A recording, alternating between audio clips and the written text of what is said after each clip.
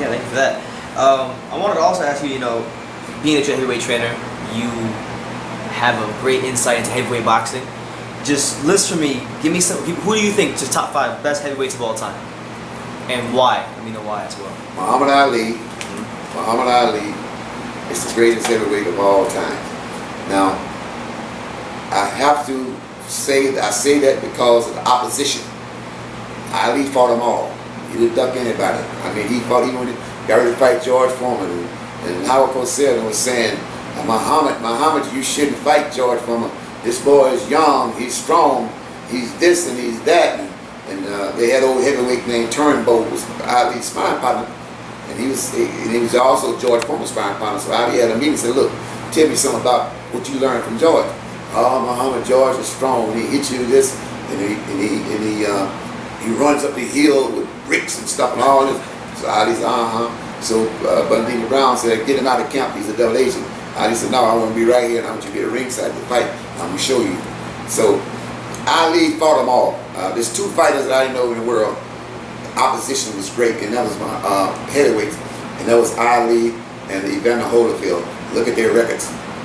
It's amazing that they last as long as they did with the opposition that they had. So I have to go with Muhammad Ali. That's the greatest of all time. I have to go with Joe Louis. I have to go with Joe Louis. I have to go with Tyson. I have to line them up that way. Okay.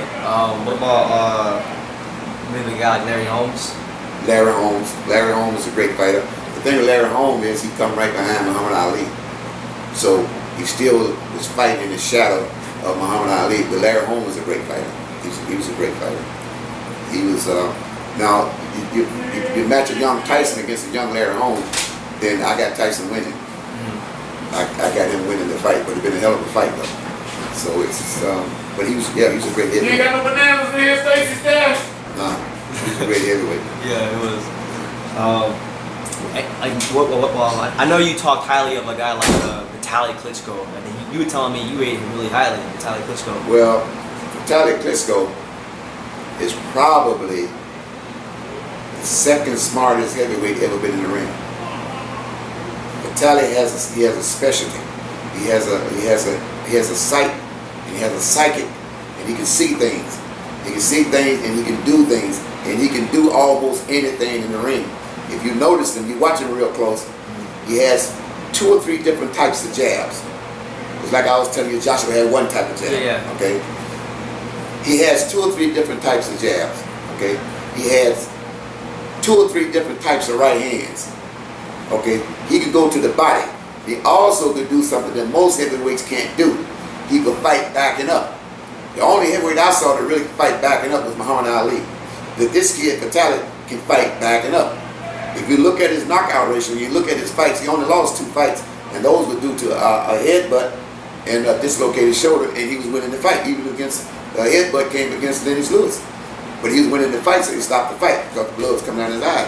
But he was ahead on all the scorecards. Yeah. Okay, the same thing with Chris Bird, which is a big, good, elusive fighter. He got a dislocated shoulder. So you take a look at Vitaly Klitschko. He doesn't have the publicity and the popularity that his brother had, but I got to rate him second to Ali as far as being smart and intelligent. Smart heavyweights, okay. Do you think like Vitaly, you would have matched him up with heavyweights of yesteryear, like he beats those guys, a lot of those guys? Yeah, I think that Vitaly would have beat most of the guys that Ali boxing, most guys he beat. Now he'd have had problems. He had problems with Sheamus. He had problems with Joe Frazier. He had problems with George Foreman. He had problems with those type of guys, big Ernie Terrell. But I give him a good chance of winning. I give him a chance that I would say that he could have become heavyweight champion of the world in any era of boxing. Wow, Yeah. that's high praise. Yes. Very high praise. Is Mike Tyson in your top 5 heavyweights ever? Like Is he what now? Is Mike Tyson in your top 5 Oh, yeah. heavyweights? Yeah, Mike Tyson's definitely in the top 5. He's in the top 5 of the heavyweights. The young Mike Tyson, 20-year-old champion, was unbelievable. And his mental strength was so great. His mental strength was so great that he could look straight through you. He could penetrate your body. He could feel you. He could feel your fear. He could see everything with a 20-year-old Mike Tyson. Mike told me when he got out of the concert, when he got back home from Indiana, he said that he said, Stacey, that jailhouse broke me. I said, what? He said, it broke me psychologically. It broke me. I said, it did? He said, yeah, I'm not the same fighter. Now, his skill level was good, and he still was vicious enough to win, but his mental strength has diminished a little bit. Yeah. And I could see that, and I could see that a lot of that killer wasn't in him. So I had to do things in the gym to try to bring the killer back. I would say different things, and I would use different sparring partners. I remember I had 20 sparring partners at one time, and I told him, I said, look, go in the ring, you're on your way back, don't pull no punches. I can't get another Mike Tyson, but I can always get sparring partners. So we were knocking him out left and right. The ambulance running all day at Don King's training camp. The late great trainer Richard Chiquetti threw his hands up and said, I can't believe it. Oh my God, this man is crazy. He's going to make him kill somebody.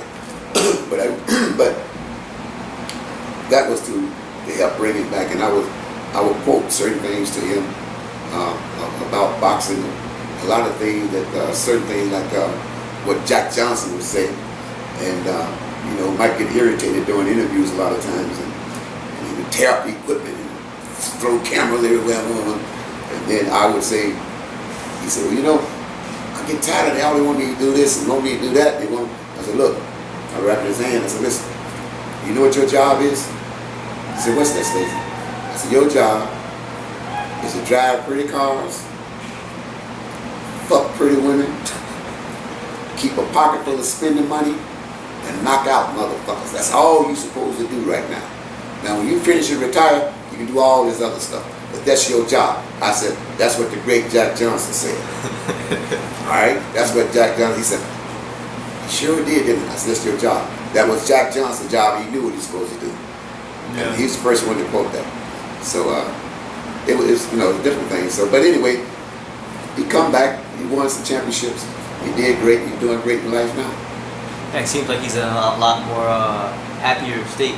Well, he's older. Yeah. He's older. He's mature. He got a beautiful family. He got a beautiful wife. He got beautiful kids, and he's enjoying himself. You know, he's just having a lot of fun, and he seems to be at peace, which is good.